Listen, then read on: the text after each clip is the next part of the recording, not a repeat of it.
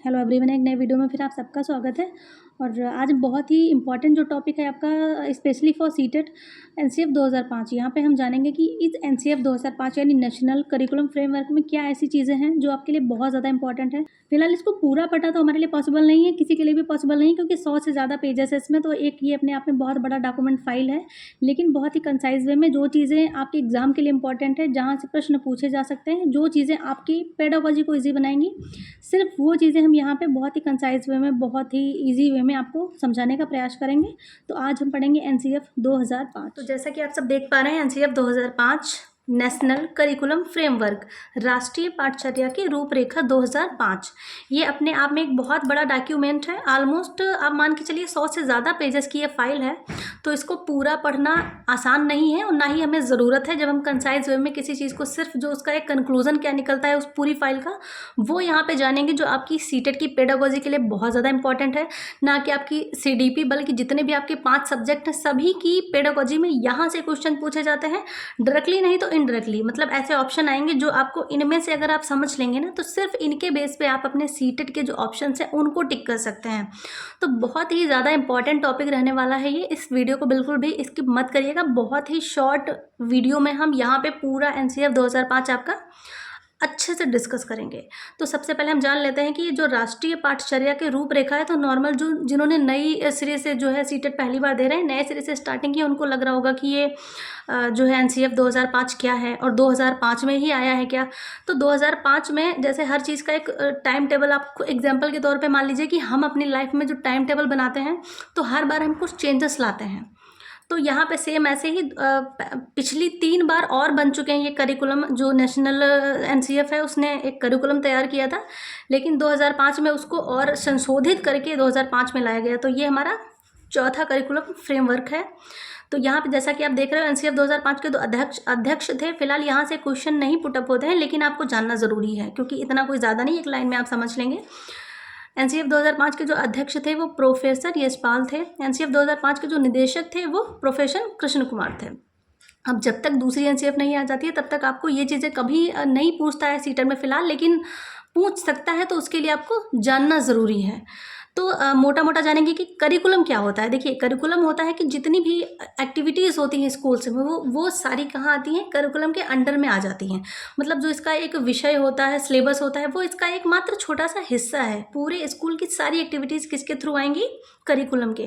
तो यहाँ पे मोटा मोटा एनसीएफ के थ्रू 2005 में ये चीज़ बताई गई, जो भी चीज़ें ये आई थी, एजुकेशन सिस्टम को गाइडेंस मिली कि इस तरह से आपको अपने स्कूल का जो सिस्टम है उसको इस तरह से चेंजेस लाने हैं, उसमें संशोधन करना है और अपना जो एक सिस्टम है उसको इस तरह से बनाना है, क्योंकि ये बच्चों के लिए बहुत ही फ्लेक्सिबल था। यहाँ की जो करिकुलम में चीज़ें बताई गई, जो रूपरेखा में, इसके फ्रेमवर्क में जो चीज़ें यहाँ पे बताई गई, वो बहुत ही ज़्यादा बच्चे के लिए फ्लेक्सिबल थी। बच्चे के लिए मतलब बहुत ही ज़्यादा कंफर्टेबल चीज़ें यहाँ पे थी, जो भी इसमें चीज़ें लिखी गई। तो सबसे पहले हम बात करेंगे कि एनसीएफ 2005 का जो मेन सूत्र था, मतलब एक मेन होता है ना कि उसका जो विषय था वो चीज़ क्या थी। तो यहाँ पे जो मेन एक फॉर्मूला था वो था बिना भार के अधिगम। मतलब होता है कि कक्षा 1 का बच्चा है, पूरा बैग टांगे लिए जा रहा है, उसकी पीठ झुकी जा रही है, तो वो चीज़ यहाँ पे थी कि बिना भार के अधिगम, लर्निंग विदाउट बर्डन। मतलब बच्चे को सिखाना भी है लेकिन विदाउट किसी बर्डन के, उसमें प्रेशर नहीं होना चाहिए। तो आप जानेंगे इसके बाद में कि क्या क्या चीज़ें कही गई, बहुत ही कंसाइज वे में। सबसे पहले आप जान लीजिए कि एनसीएफ 2005 की उत्पत्ति जो है रविन्द्रनाथ टैगोर के निबंध सभ्यता व प्रगति से हुई है।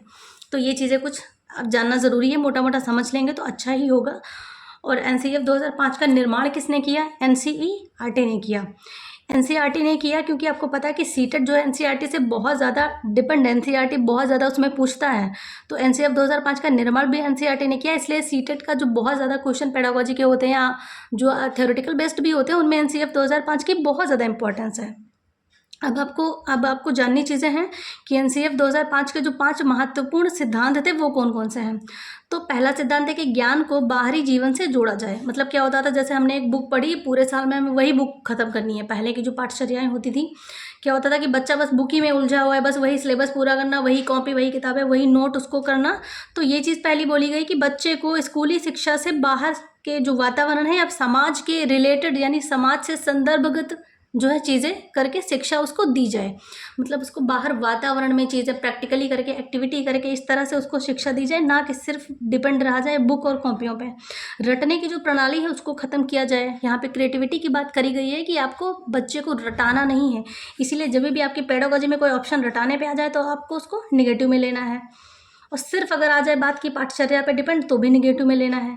यहाँ पे शिक्षा पाठचर्या पुस्तक पर केंद्रित ना हो, ये टॉपिक आपका, ये जो लाइन आपकी है ये पूरी आपकी पेडागोजी सीटेट की पेडागोजी पे डिपेंड है। ये मान के चलिए सीटेट आपकी पेडागोजी, जहाँ पे भी कहीं क्वेश्चन आ जाता है आपका ऑप्शन में सीटेट पाठ्य पुस्तक पर केंद्रित, आपको वो निगेटिव में मान लेना है। तो ये कुछ चीज़ें हैं जो आपको बहुत ज़्यादा आपके लिए ज़रूरी हैं और इम्पॉर्टेंट है।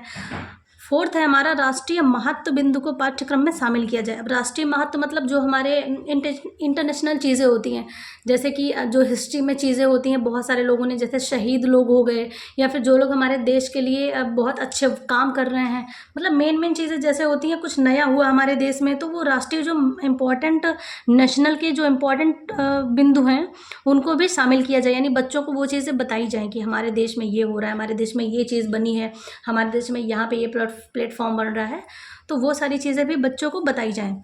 फिफ्थ आपका है कक्षा कक्ष को गतिविधियों से जोड़ा जाए और उसे लचीला बना जाए। सेम यही जो चीज़ है सीटेट के लिए भी यही चीज़ इंपॉर्टेंट है कि कक्षा कक्ष को गतिविधियों से जोड़ा जाए, मतलब वहाँ पे एक्टिविटी हो रही हो, ये नहीं सिर्फ आप बच्चे को रटा रहे हैं, इमला दिला रहे हैं, उसको डरा रहे हैं, धमका रहे हैं, मार रहे हैं, वो चीज़ें नहीं होनी चाहिए। एक्टिविटी से बच्चा सीखेगा तो उसके माइंड में ज़्यादा देर तक वो चीज़ें टिकेंगी, वो मतलब खुद से उसको समझने की जो आप एक वो प्रोवाइड कराइए, उसको सिचुएशन दीजिए, ये चीज़ यहाँ पे बोली गई। बच्चे को डराया नहीं जाए, मतलब एक उसका अगर डरा के रखेंगे तो बच्चा प्रश्न नहीं पूछेगा, अपने जो ओपिनियन है वो नहीं देगा। तो यहाँ पे कक्षा कक्ष को क्या बनाया जाए, लचीला, मतलब एक रिगिड आपको क्लासरूम नहीं क्रिएट करना है जो उसका एक सिचुएशन होती है, तो वो चीज़ यहाँ पे बोली गई। एनसीएफ 2005 के जो उद्देश्य थे उन पे भी हम बात करेंगे, बहुत ही शॉर्ट ये वीडियो हो जाएगा। एनसीएफ 2005 के उद्देश्य पे हम बात करेंगे। यहाँ पे एनसीएफ 2005 ने बालकों के मूल्यांकन के लिए सतत एवं व्यापक मूल्यांकन पर बल दिया है। अब आपको सीटेट की जो पेडागोजी होती है उसमें भी सतत और व्यापक दोनों मूल्यांकन पर आपको टिक करना है, क्योंकि सतत का मतलब होता है लगातार, व्यापक मतलब होता है सभी पक्ष, सतत मतलब लगातार। तो अगर ये वाला मूल्यांकन होगा, सतत और व्यापक दोनों मूल्यांकन हो रहे होंगे तो लगातार भी हो जाएगा और सभी पक्षों का मूल्यांकन हो जाएगा। सिर्फ सतत और सिर्फ व्यापक मूल्यांकन पे आप सिर्फ ना सतत सही है ना सिर्फ व्यापक सही है, यहाँ पे दोनों मूल्यांकन आपके लिए बेटर हैं।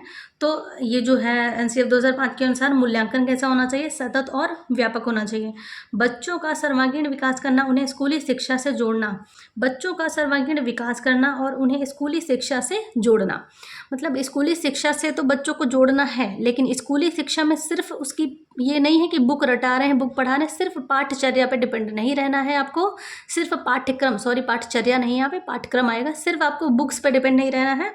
आपको बच्चों का सर्वांगीण विकास मतलब एक्टिविटी के थ्रू और उसको बाहर ले जाके उसको जो चीज़ें आप हो सकता है जितना ज़्यादा उसको रिलेट करके लोगों से बताएंगे, वो जहाँ रह रहा है उसके आसपास की चीज़ों से रिलेट करके समझाएंगे, उतना ज़्यादा वो अच्छे से चीज़ों को समझ पाएगा। तो ये चीज़ यहाँ पे कही गई है।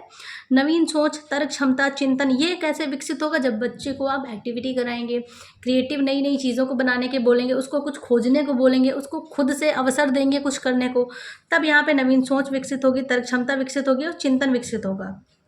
तो ये चीज़ें नहीं हमारी एनसीएफ 2005 की। यहाँ पे आपको मोटा मोटा ये सारी चीज़ें यहाँ पे आपको समझ में आ गई होंगी। इसी के बेस पे आप पेडागोजी अपनी सही कर सकते हैं। आप मान के चलिए जो आपकी पेडागोजी है सीटेट की, जो थ्योरेटिकल बेस्ड क्वेश्चन नहीं है, जैसे जो कुछ टॉपिक बेस्ड नहीं है, वो पूरी एनसीईआरटी आपकी इसी के थ्रू आपको टिक वहाँ पे लगाना है। कक्षा कक्ष कैसा होना चाहिए, लचीला होना चाहिए, रटना नहीं है। शिक्षण पद्धति बहुत ही ज़्यादा रिगिड नहीं होनी चाहिए, रिगिड मतलब कठोर नहीं होनी चाहिए, और सिर्फ पाठ्य पुस्तक पर केंद्रित आपकी शिक्षण प्रणाली नहीं होनी चाहिए।